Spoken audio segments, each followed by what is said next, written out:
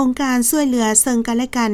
SFE ได้นำเอาเครื่องช่วยเหลือจากหยิบเครื่องจำนวน9เครื่องรวมมูลค่า93ล้านกว่ากีบมอบให้วัยหนุ่มหญิงที่มีความเป็นพิการและด้อยโอกาสที่เข้าร่วมโครงการฝึกอบรมตัดหยิบสุดที่19ที่ศูนย์พัฒนาแม่หญิงบรรดาเผ่าแขวงเซกองเพื่อนำไปประกอบอาชีพพัฒนาชีวิตการเป็นอยู่ของตนและครอบครัวให้ดีขึ้นพิธีมอบหับเครื่องดังกล่าวแม้วันที่15มังกร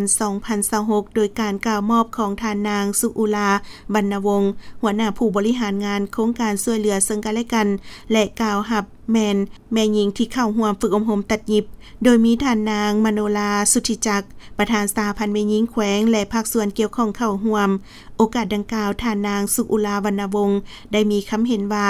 ในนามต่างหน้าโครงการก็คือในนามส่วนตัวรู้สึกดีใจและภาคภูมิใจที่มีโอกาสประกอบส่วนให้สังคมโดยเฉพาะได้นำเอาจักรหยิบมามอบให้วัยหนุ่มหญิงที่มีความพิการและด้อยโอกาสถึงว่าจะบ่หลายแต่ก็เป็นการประกอบส่วนสำคัญเข้าในการพัฒนาอาชีพสร้างเวียงเหตุงานทำสร้างรายรับและแก้ไขความทุกข์ยากของประชาชนโดยเฉพาะแม่หญิงที่มีความพิการและด้อยโอกาสฉะนั้นบรรดาเอื้อน้องแม่หญิงผู้ที่โชคดีได้รับจักรหยิบในครั้งนี้ต้องเอาใจใส่ปกปักรักษานำใส่จักรดังกล่าวให้เกิดประโยชน์สูงสุดเพื่อพัฒนาชีวิตการเป็นอยู่ให้ดีขึ้น